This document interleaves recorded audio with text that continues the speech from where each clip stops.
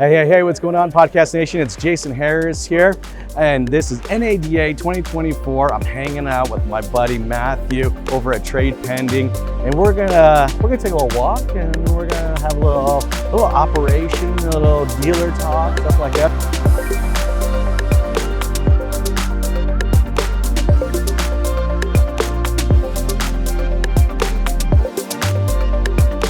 So here's kind of what we've been doing with these cool chats. Tell me, let's go. We've been going around, finding some of the smartest and brightest. I appreciate that. There, right? And just kind of asking the question, what should dealerships really be focusing on right now in 2024? Here's a couple things, right? So obviously interest rates still playing a big role in everything, right? So how do you help people know what they can afford, right, in an easy way? And there's lots of different ways.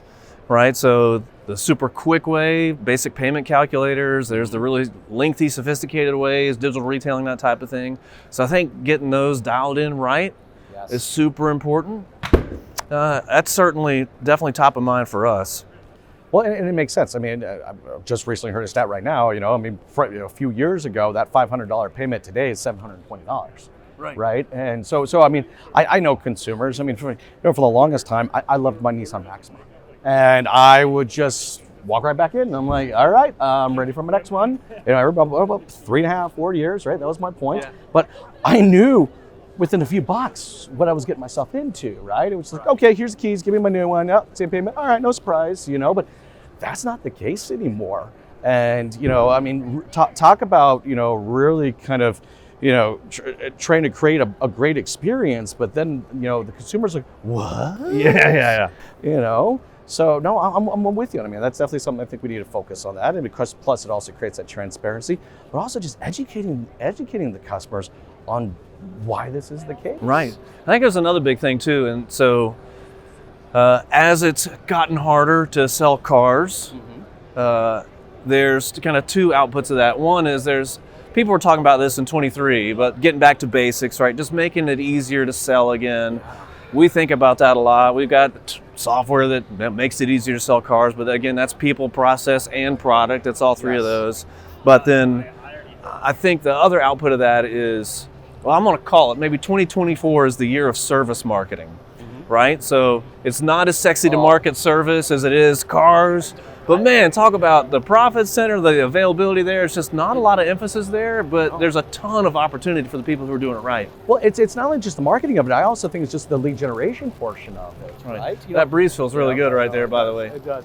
And that's one of the things I've always kind of been impressed with what the solutions you guys have to offer. I mean, dude, if I look at lead generation, on the variable side, there's about 200 companies here that actually could assist me in that, right? But when I think of the fixed ops side, they're probably counted on one hand how many, because no one's attempted to do it, right? Like no one said hey, we need to increase our service business.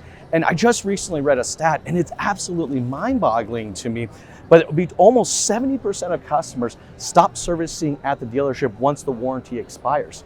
So I'm losing 70% of my customers when that warranty expires. I mean, that's just hemorrhage just coming out of the dealership. And it's like, what do we do about it? Right. It's wild. And so, if you also look, it might have been Cox Automotive published some stats on just how woefully behind Americans are on basic service, tire rotations, oil changes, right? Yep. The dealer community can help with that. They're phenomenal at doing that. Absolutely. We're just not great at spreading that word, spreading the gospel about why they're better, why they're different, why you want to have the OEM certified technicians, why that's better than the quick lube place. Ton of opportunity there. Well, and I'm glad you brought the quick lube place, right? I don't know if, for everyone out there watching and listening right now, the stat currently right now is the average dealership has 16, non-franchise entities in your marketplace fighting for that brake job, for that oil change. This is, we talk about competitiveness on the sales side. I mean, that is some next level competition, and it's just that as dealers, we got to be prepared for it. Indeed. I think there's one kind of final thing I'll call out, and that is as the shine of digital retailing has started to wear off a little bit, I don't think it's outrageous or outlandish of me to say that.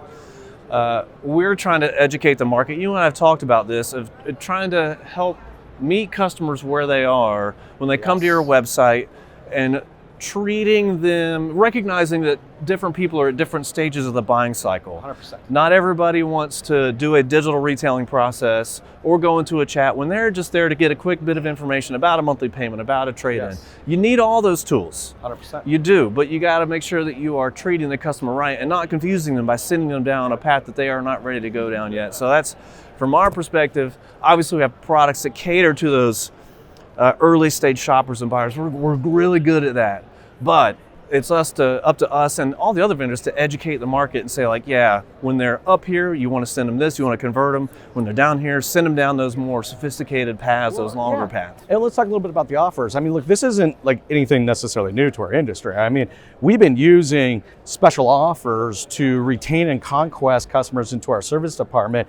I mean, for as long as I've done, probably since Henry Ford started putting out vehicles, we've done that.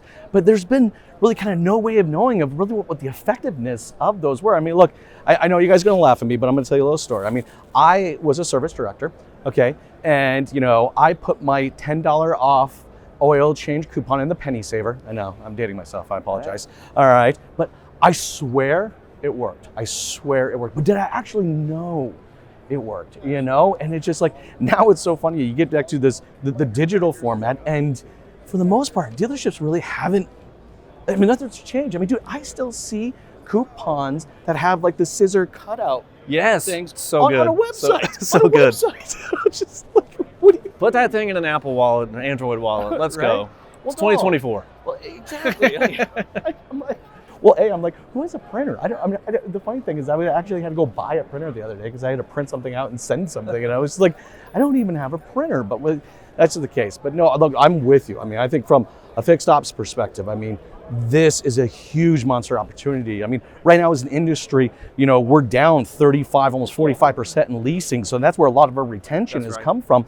Well, that retention is not going to be there. So, and we're not necessarily feeling that now because you have that ripple effect of the leases for, the 3-4 year period, but that is coming.